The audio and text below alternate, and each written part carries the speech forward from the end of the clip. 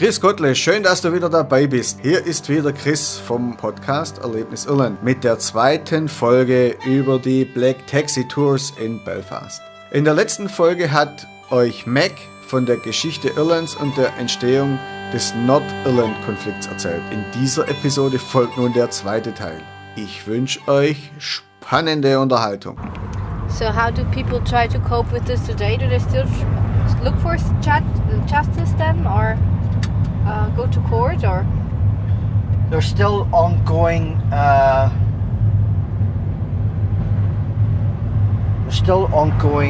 can I put it? Policies from the Irish people looking justice, and they'll not stop until they get justice. Bloody Sunday cost £25 million. It was known as the Savile Inquiry.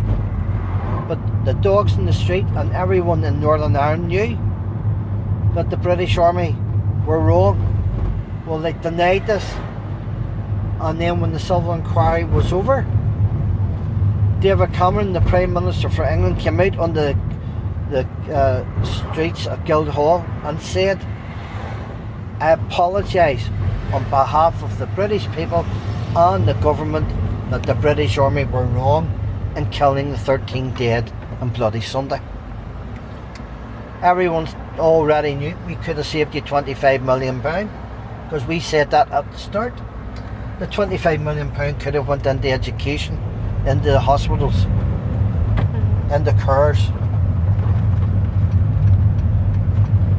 So now the Ballymurphy massacre, the White Rock massacre is all going to be investigated now. You think these Union Jacks have been blown on the tree? They haven't. They've been purposely put on the tree to let Catholics know you've came too far into this estate and go back out again. A Protestant can live in a Catholic community, but a Catholic can't live in a Protestant community. This street here was decorated to recognise the royal wedding. In another 2 months, this whole street and the state will come awash with flags to celebrate the anniversary of the Battle of the Boyne on the 12th of July 1690. How many Protestants are living here today, in average? You don't know? I'm a Protestant. All right. It's very rife. Because unless the census form comes out and you actually declare yourself to be a Protestant or you declare yourself to be a Catholic, nobody knows. It's only election time when we actually come to go to vote that the majority of people, if they vote for DUP, will be Protestant. And the majority of people, if they vote for Sinn Féin, will be Catholic. But I'm unique because I'm different from, So Shankle, people say Shankle was born around about 475 AD. That's not the case. Shankle is Irish. It means wee path. Alright? So this is a Protestant housing estate. Belfast is better known as Belfast. That's Gaelic. Okay? It's Irish. If you translate into English, it means a path across the sandy ford. So the only way you could have got from Belfast from one side to the other was at low tide.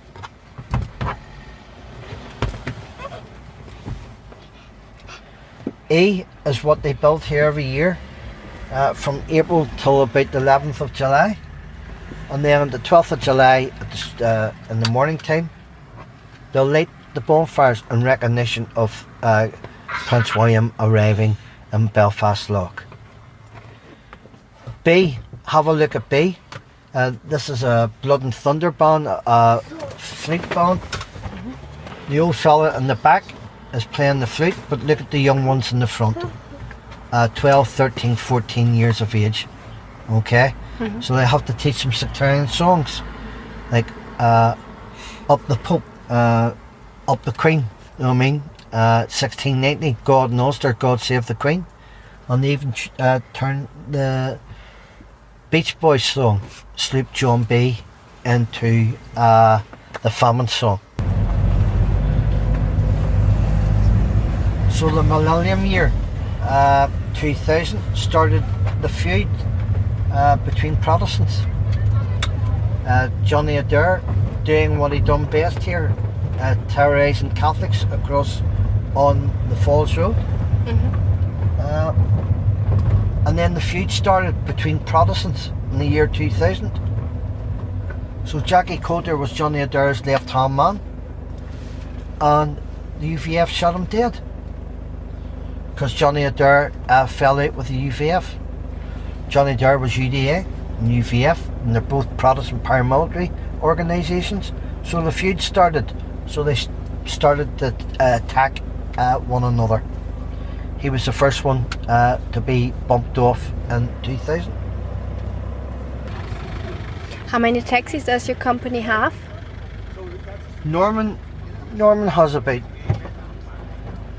15 to 20, depending on how many jobs he's got, you know.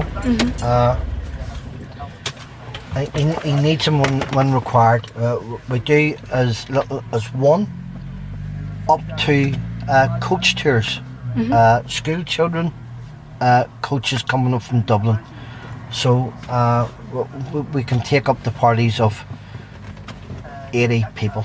Oh, that's quite a lot. It's quite a lot. You need 15 taxis to take 4 or 6 or whatever, you know. And he has the majority of these vehicles, you know, because the more seats we can take, you know, we can all go around in a convoy. Yeah, sure. You know, and that's the way Norman operates. Norman's been doing this for over 30 years. He's well clued up in his tours, and each of his drivers, including myself, have learnt throughout the experiences of our troubles. So you're getting lifetime tour talking, you know. This is the fella that the Pope sent over, Prince William of Orange. Okay, so he arrived at Carrickfergus in June 1690. Protestants seemed to celebrate the victory on the 12th of July, but the battle happened on the 1st of July 1690, and the battle was won in a day. Okay, all the people who killed Catholics in this estate go up in the wall. Alright, Prince William of Orange tried to kill King James II, but eventually took the crown of King of England. And then he married his sister, James's sister, Mary. So they became William and Mary of England. Okay. Oliver Cromwell was on the White Wall, but he was painted in such a way he was laying over with 3 swords and the 3 priests. So people came along and told him it was a wee bit over the top. So they didn't paint anything on the wall, so they left it blank, and that's a white one. But there's a photograph of what the wall used to look like on the left hand side. Stephen McCaig, born 1st of April 1970, shot dead 24th of September 2000. So he was 30. He was shot by loyalist paramilitaries because Johnny Adair is still doing what he was doing in here. After Stephen McCaig being shot dead, Johnny Adair and the rest of his C company of the UDA left here, and they went over to Scotland in Ayr, where they're held up in Troon under the watchful eye of the Scottish police force. They are exiled from this estate, never to be allowed to return. His life has been threatened if he did ever return into this estate. Maybe one day when peace has been totally and all the barriers taken down, but I don't think that will happen. Do they work in schools against prejudices, or Sorry? In schools here, do they work against prejudice? No, and I'm going to tell you something about the schools here. If you're in a Protestant school, you're never taught Irish history. Some of the influential men, of course they all know about Edward Carson. He was leader of the Ulster Volunteer Force in the early 1900s, but he was opposing British Home Rule. With tongue. He was a Protestant. He was involved in the Irish Revolution. James Connolly, he was a Protestant too. He formed the first Socialist Party in Dublin, and he was a member of one of the leaders of the GPO, who was shot dead in Camillan jail. But he was an ex-British Army officer, and he was also a Protestant. So they don't know about him. So there's 4 or 5. Sam Maguire, a British Army officer. That's why the GAA play for that trophy every year. So really, you know, people, if they don't realise their Irish history, they're not going to know who really stood up for Ireland. Mm-hmm. You know what I mean? Yeah, so we'll get lost. From the Shankill Road, and people will probably be astounded when they hear this. The Fighting Irish, as they were known, the International Brigade, actually went over to Spain to help the Spanish fight the Germans in 38-39.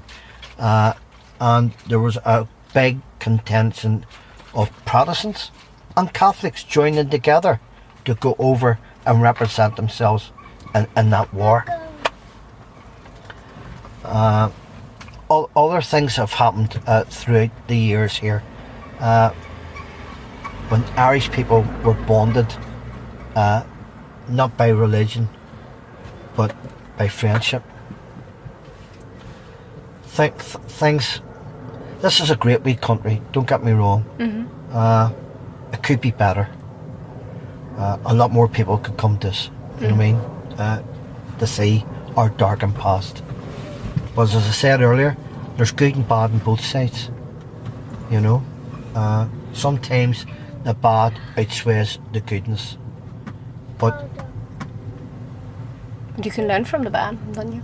Well, you can. We're the most friendliest nation on earth. When it comes to football, we're the most friendliest nation.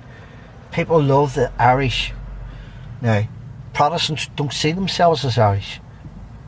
They see themselves as being British because of their loyalty to the crown of the Queen of England. But when you take the people out of Northern Ireland and Ireland and put them into Germany, Spain, Portugal, they're the best of friends. And that's why we always get on so well when we always play international matches at the Euros or the World Cup, because people just love people from both sides of the divide of the community to come together and have a great time. There's a lot of talk we should have one country as a football team, like Germany. The way it was split west and east, and look at Germany now. Peace, great country, you know what I mean? But when you had the wall up, it more or less had the tension, really, of two different countries, you know? Communist country and the other side. And when that came down, look at this now. So maybe one day,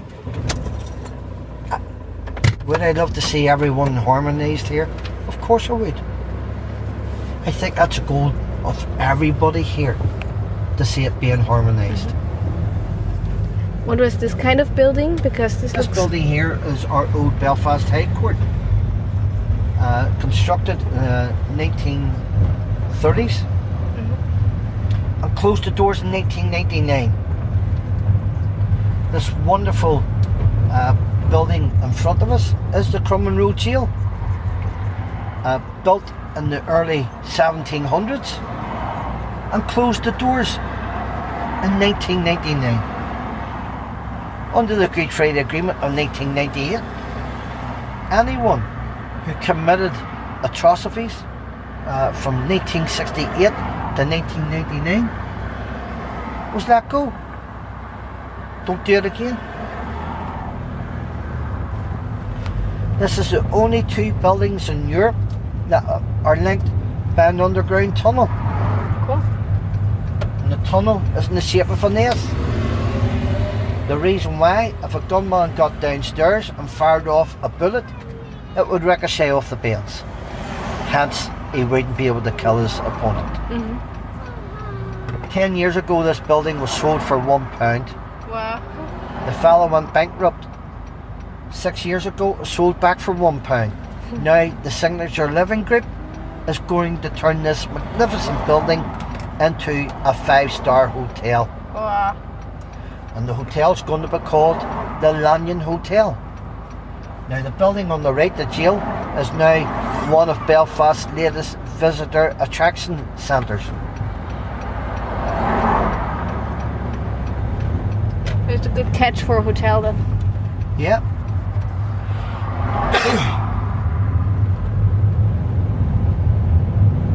Well, Belfast is quite new to tourism. Or?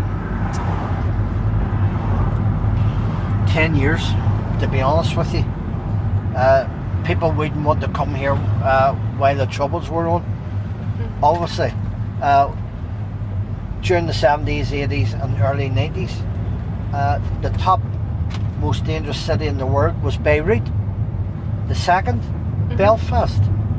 We're now the 4th safest city in the world. So we've gone from one extreme to the other.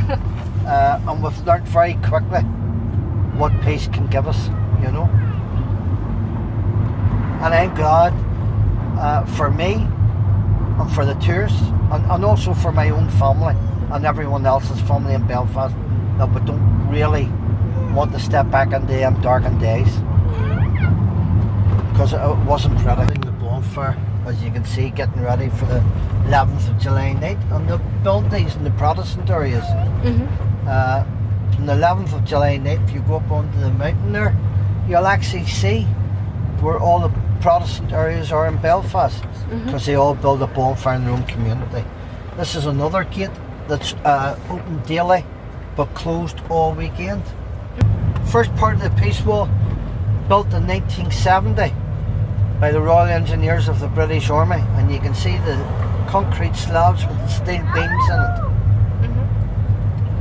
The wee boys were getting bigger, so in 1976 they extended the wall with the green corrugated iron. The wee boys were getting full adults, so in 1985 they had to extend it with another 18 feet of wire mesh. So the total length of this peace wall is 800 metres long by 10 metres high by half a metre thick. Did it work? Well, it sort of worked. Will it come down? No, it takes time to heal. It's too early to take it down. Too early to heal. Also die Friedensmauer, die ist erbaut worden und soll eben auch Stadtbezirke voneinander trennen. Aber er geht es nicht davon aus, dass die nächste Zeit wegkommt. Weil die Leute noch Zeit brauchen, um zu heilen. This is the only gate that's operated by the police. You see the 3 cameras in the top right hand corner when we turn the corner. At any time there's a riot happening, they will close the gates automatically. Okay. With the 3 cameras. But these gates are closed on the 11th, 12th and 13th of July every year. Because the Protestants are marching. Now you're in the Catholic area of West Belfast.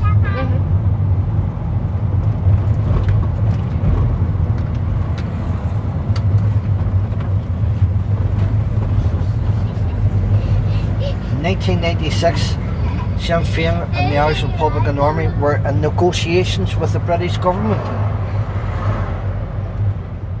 2 years, maybe a year and a half before the Protestants even realised that there was going to be a Good Friday Agreement. So Sinn Féin knew that they were going to have peace, so they took down all wall paintings except 3. And they started to build remembrance gardens to their fallen heroes. Now you're on the other side of the peace wall. Do you see any difference? Yeah, that's greener and doesn't look like military site. Yes. So if you think it could be like a park behind the hedges. Now you see a wall, yes, but it also looks it doesn't look that dangerous or military.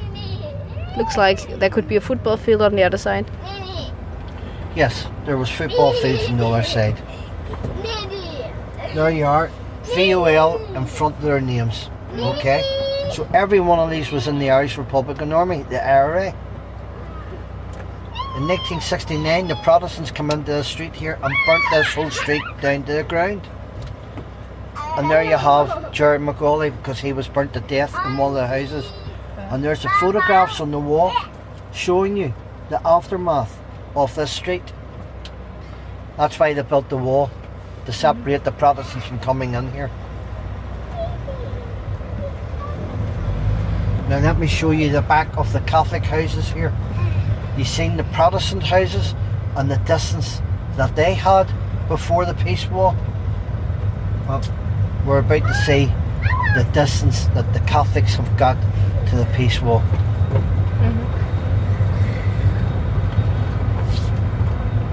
There you go. Took away all their gardens and they built a peace wall right up the back of their walls. So there's no space.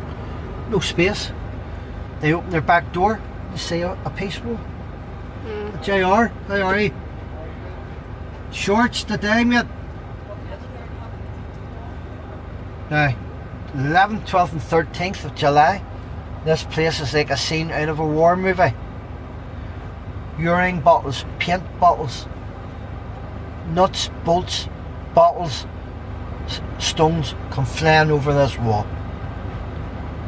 This is why they secured their balconies more or less. So this is why they have to have added protection at the back of their bedroom and their bathroom windows and the top of their kitchen.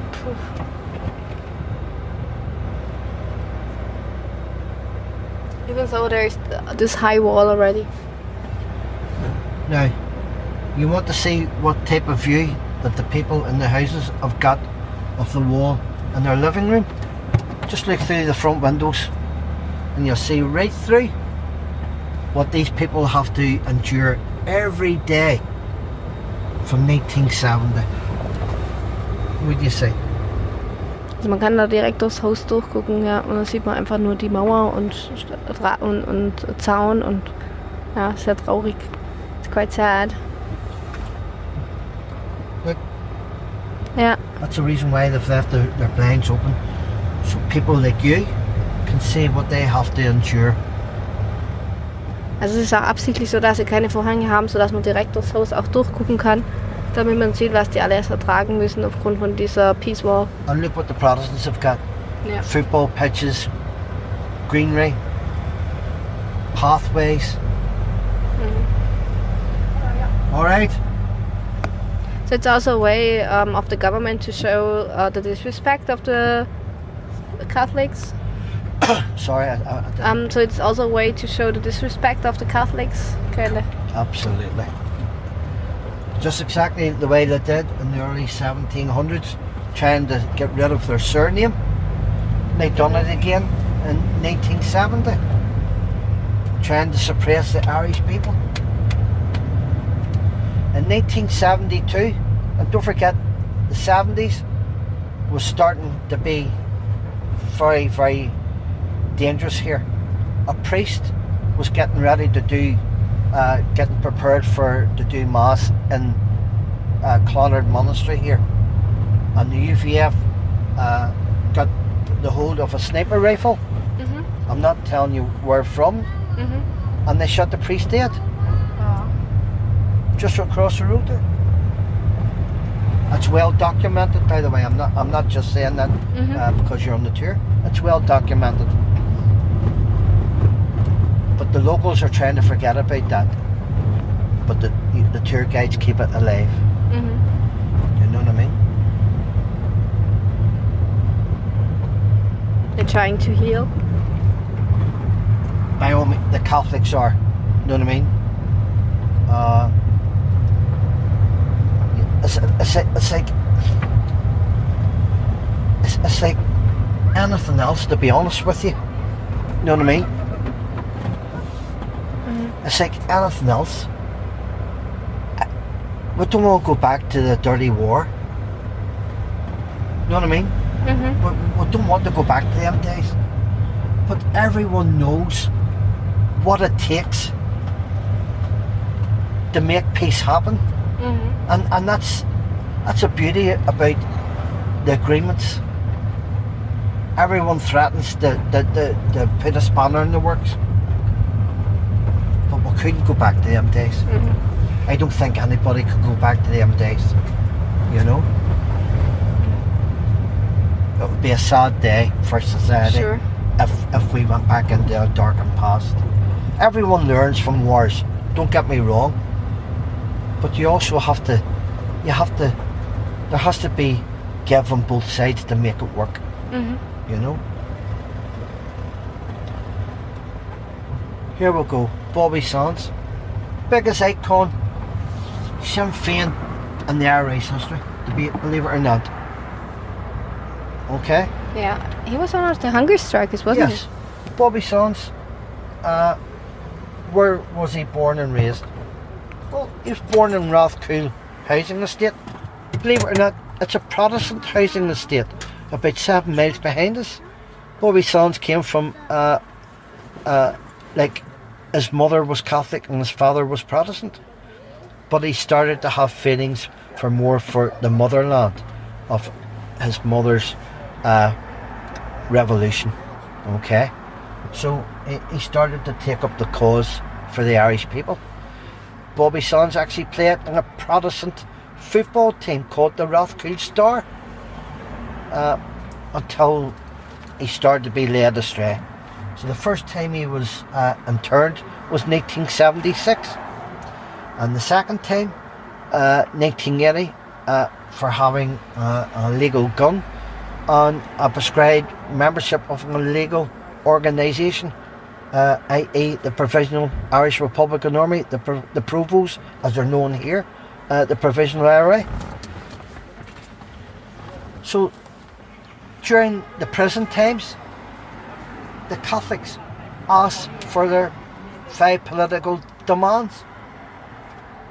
And their demands were, we're not terrorists, we're political prisoners, but we're not wearing no prison uniforms because we're not part of the British establishment prison. Okay. Number 2, we're not doing no prison work. We're freedom fighters. We believe we want our country back, so we're freedom fighters. Number 3, we want to be educated whilst in prison to a university standard. Number 4, we want to mingle. We want to mingle with the rest of the prisoners because that's what we want to do. And the 5th political demand, okay, we want 1 prison letter, 1 prison parcel and 1 prison visit per week. Margaret Thatcher said, no, you're terrorists. I'm not letting you have any of these demands. So happened that an Ulster Unionist passed away. He was a member of Westminster and he held the seat in the British Parliament judicial system of Fermanagh and Tyrone. Sinn Féin came to Bobby Sands, said to him, Bobby, no better way to get our 5 political demands out there if we put you forward for electoral for Fermanagh and Tyrone. Well, Bobby Sands, to be honest, was against this because he didn't want to be seen as part of the British Empire's machine. But he gave in. So they put him forward, and he won a landslide victorious victory. Brilliant. Bobby Sands, the Right Honourable MP, never heard of in the Irish circles. Margaret Thatcher went bananas at this. He can't become a member of Parliament. Did you change the constitution to say he could or he couldn't? No, because it's never happened before. Well, the backbenchers and all turned around and said, well, welcome Bobby Sands, MP. Bobby Sands then decided that still wouldn't give in to their 5 political demands. So he wanted to go on hunger strike. So he asked for volunteers. And there was more than 11 of them. So he says, we're not all going at once. I'll go on the 1st of the month. Someone will go on the 18th of the month. The next hunger striker will go at the end of the month. And we'll carry that on. So there's about 6 months here of hunger strikes. And then I'm looking at another 10. And then I'll be looking at another 10. I don't care if all the whole prison has to go on hunger strike until the last one dies. After the 10th hunger striker died, Margaret Thatcher gave in to their 5 political demands. Bit of a shame in the eyes of the Irish people, because she could have stopped 10 Irish men losing their lives. The Protestants were probably rubbing their hands. That's another Catholic date. That's another Catholic date. That's the way they operated here. One was good, the other side was bad. Alright? Just black and white. Absolutely. You know what I mean? The darkest days in the 80s was not only here, but then we had the Gibraltar 3 assassinated, as the Irish people would say it, in the streets of Gibraltar. So the 80s had a timeline. The hunger strikers, and then you had Michael Stone, and then you had the Gibraltar 3. More or less kicked it all off here, you know what I mean? Tit for tat. Which was not a good idea, really, you know. People wouldn't even go out of their houses. You wouldn't go downtown. They started to put a ring of steel, have body searches at every exit and entry point. Children weren't allowed to have hand grenades, toy hand grenades, plastic hand grenades, toy weapons, bows or arrows, all confiscated and taken off the shelves of all the toy shops, because the soldiers they were in tenterhooks. If they seen someone with a rifle, they would have shot them. So tried to save the children from being shot. They withdrew all toys out of the toy shops. All fireworks withdrawn from toy shops. Because people on the other side of the wall thought the British government, if they have many fireworks, they'll be able to make a bomb. So everyone now you can buy fireworks in Halloween time and New Year's Eve. Some fireworks go off, and there's big displays of fireworks now. Fireworks were totally banned in Northern Ireland. You can have them in Scotland, England and Wales, no problem.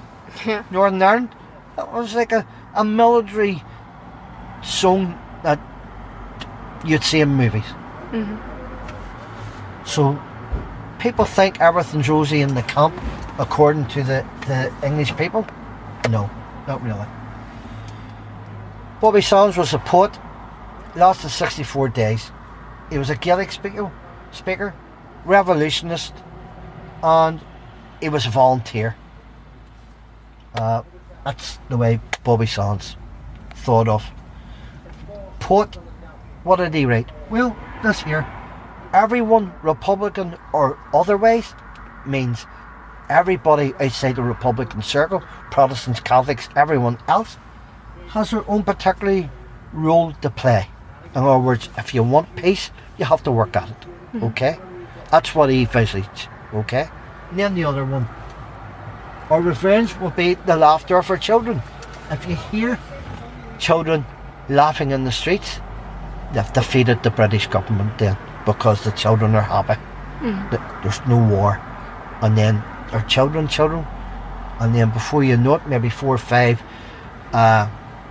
family generations down the line, someone might have an idea to hit this wall with a hammer, and then there's no divide anymore.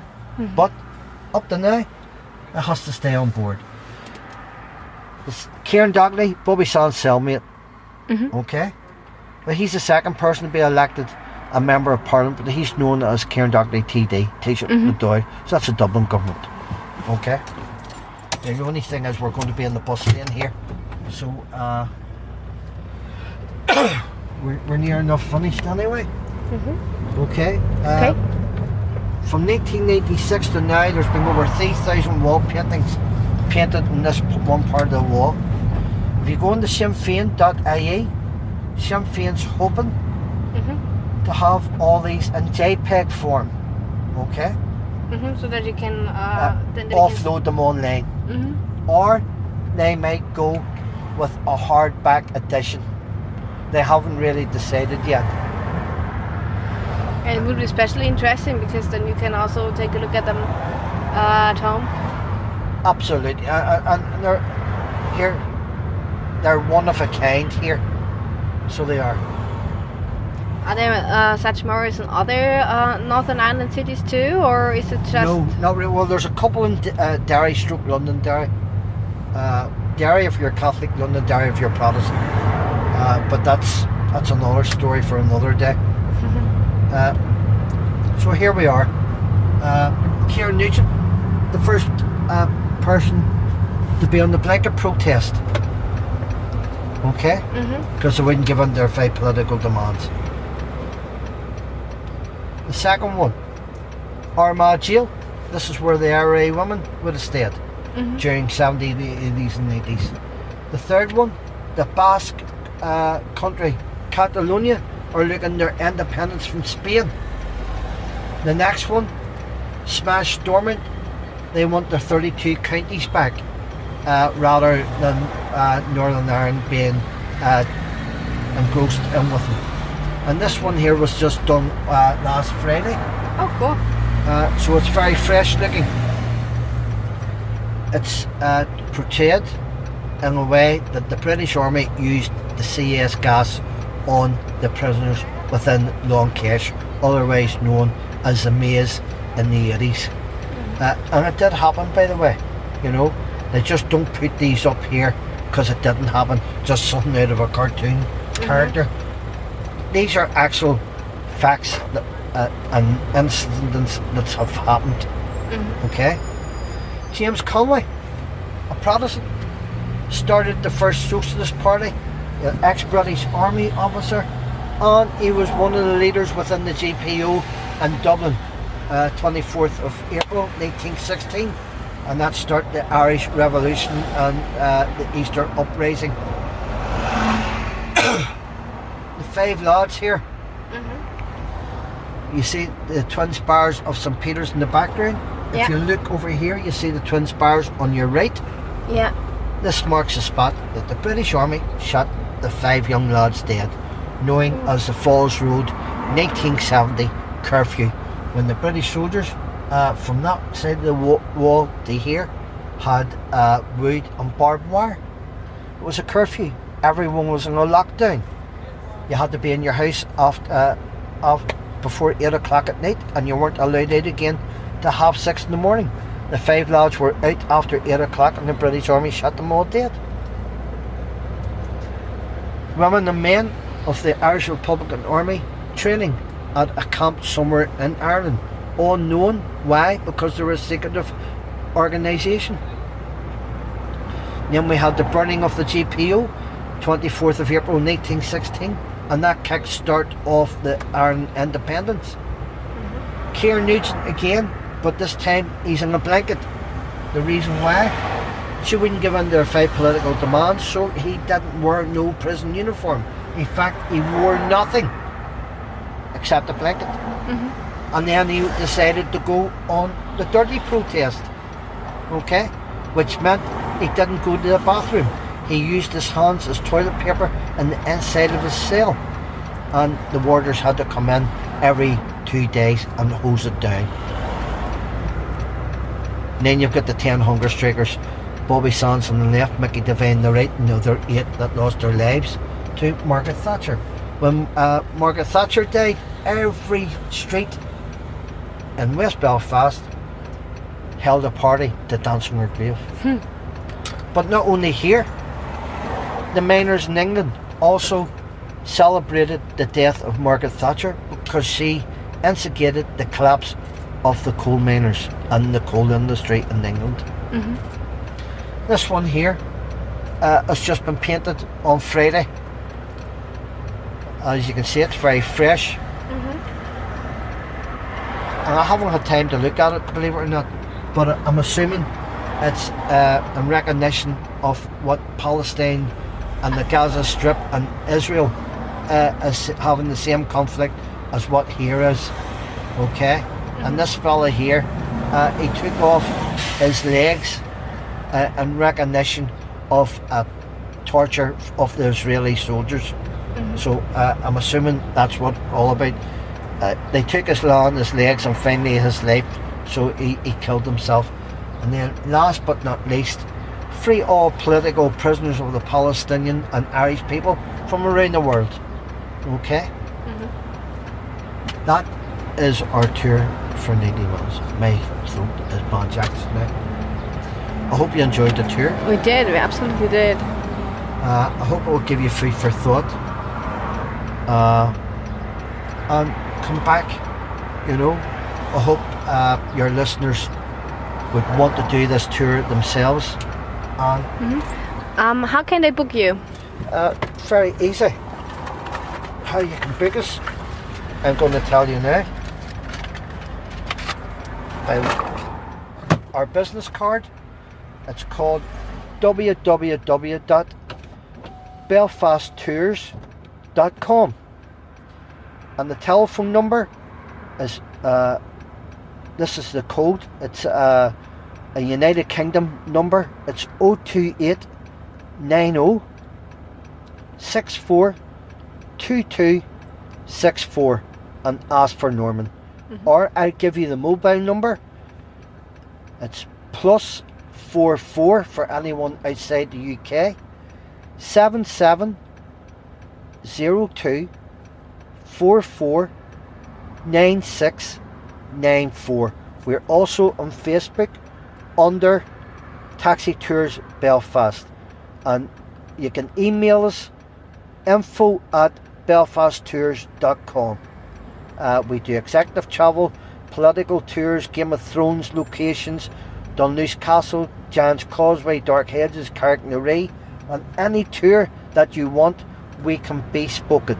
In other words, we can tailor make your tour to suit yourself. Okay? Can you also drive handicapped people? Yes, we can accommodate people in wheelchairs.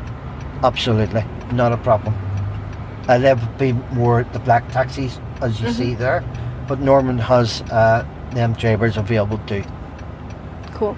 And just ask for Norman, by the way. Yeah. Yeah. Norman's a good guy. Norman will answer any questions that you need to know about bookings.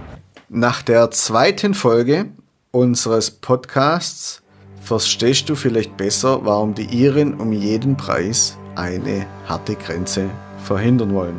Wie es in den nächsten Wochen mit dem Brexit und dem Friedensprozess in Nordirland weitergeht, wissen wir heute natürlich noch nicht. Allerdings gab es ja bereits einen Bombenanschlag, den haben wir ja schon in der ersten Folge der Black Taxi Tours erwähnt. Auch Fee und ich wissen noch nicht, wie sich die weitere Entwicklung in Nordirland auf unsere weiteren Reisepläne auswirken wird. Ein Schwerpunkt soll nämlich im Frühjahr wieder Nordirland sein. Wenn dir diese Episode gefallen hat, dann bewerte uns auf iTunes oder noch besser hinterlass uns eine gute Rezension. Die Shownotes und die passenden Beitrag findest du auf unserem Blog erlebnisirland.eu. Also, tschüssle, dein Christoph.